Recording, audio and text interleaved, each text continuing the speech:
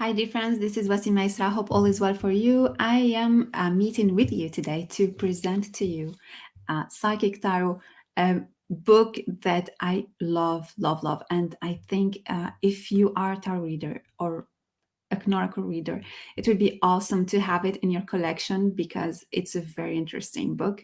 And whether you are a beginner or advanced or intermediate, I think this book is really interesting because it has a lot of exercises.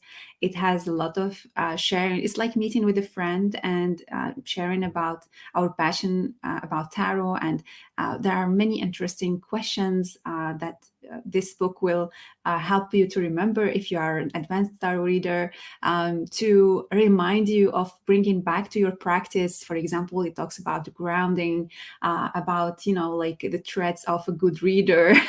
So it's really an interesting book. So the subject of this book is actually, it's really a guidebook to help you practice. It's really about practice, practice, practice. It's filled with exercises, and I really love this type of books because it's not only about telling you what the author thinks about the cards. It's really about bringing you or giving you the desire to grab your deck and use it. The other aspect is also talking about psychic abilities, which is really interesting because we talk usually about intuition and and intuition and being psychic for me are a bit different. So it speaks a little bit about being psychic, which is very also interesting to bring to the tarot field. Some of us may have learned how to read tarot decks using books or schools or wherever.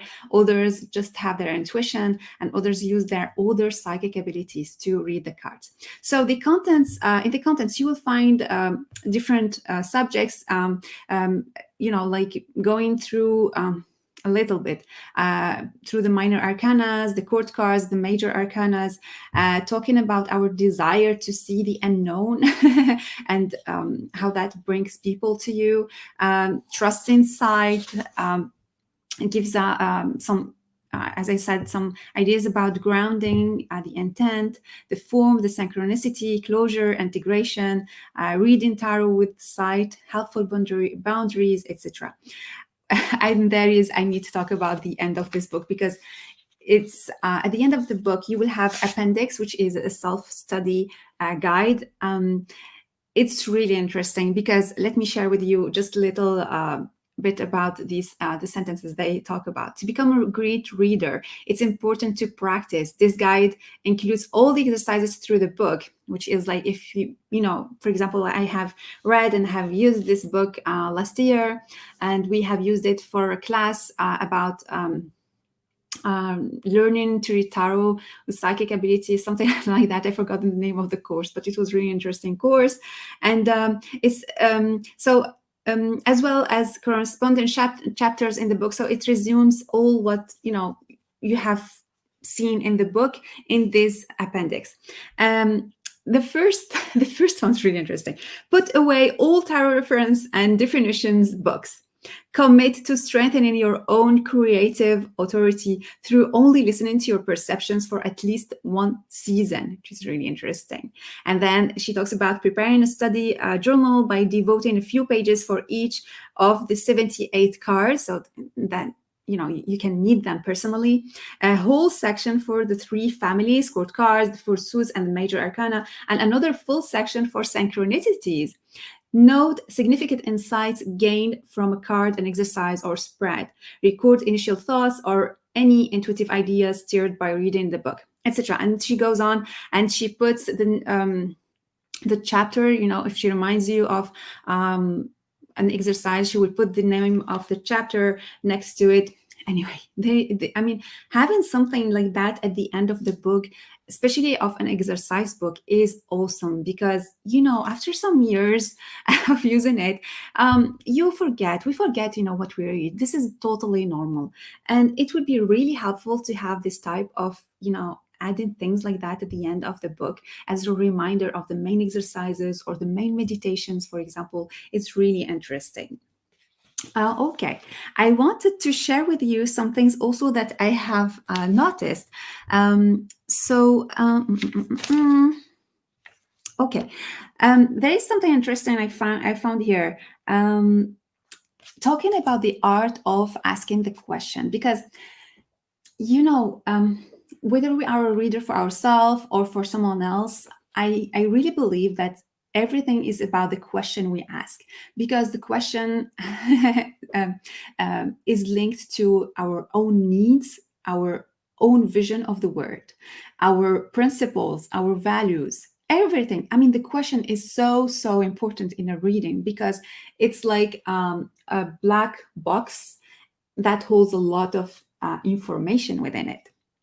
So um, Nancy talks about the question, the art of the question in the book in page 96. And she says, divination is the art of finding the most profound, relevant question behind all other questions.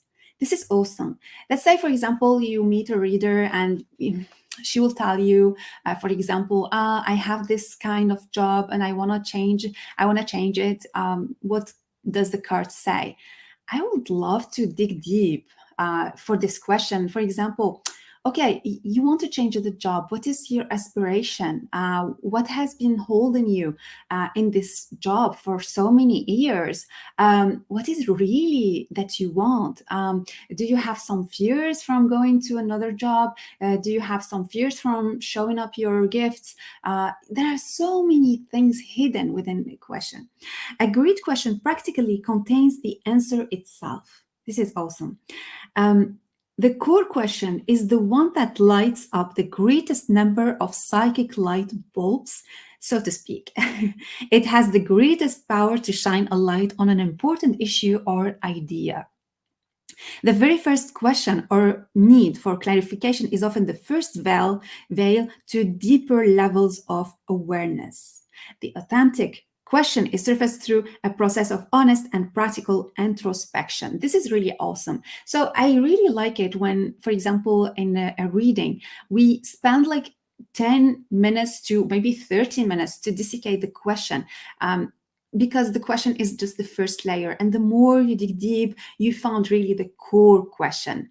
So I found that really interesting. She speaks about that. She speaks also about and she shares a lot of good questions that we can use for journaling or for reading. For example, what do I really already know? What is it that I hope to change? What do I need to know now? What is within my power to affect in this situation? What insight will give me greater clarity? What is the message needed at this time? What am I resisting? Where is my awareness needed?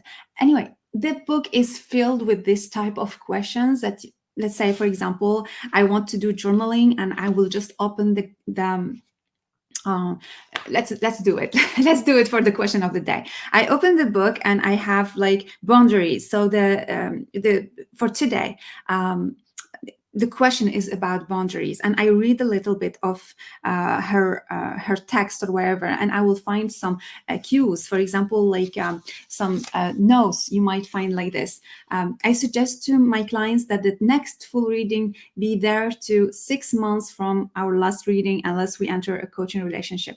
And you have the question. Okay, the subject for today is boundaries, and for her is like, for example, put in boundaries for clients that come back all the time, every week, asking the same question. Okay, so I will say, okay, how am I going to put a limit or boundary to my clients, and I journal about it. So this is really interesting in that regard. Like, it triggers you, it brings you to think about things that you are doing or missing, and so on. Another thing that I love in this book is the creativity that is that you can find it. And among the different spreads you might find, there is the modern Celtic spread, Welsh Celtic. So I really like it. If you have time to check it out. Okay, so one of the last things that I wanted to share with you about things that what were brought to my attention through this book is to read reversals. How do we read reversals? Reversed cards. And I mean, that's a question that I hear all the time from people, and that was something that triggered me in this book and brought me to think about it and how I do readings with the reversals and how can I interpret them depending the decks. Another thing that was also interesting is the tarot ethics. Having the permission, integrity. That it's something that this book brought me to think about. Another thing that this book talks about is the grounding, before, after. It's something really important also, especially if you do sessions like during a full day or something like that.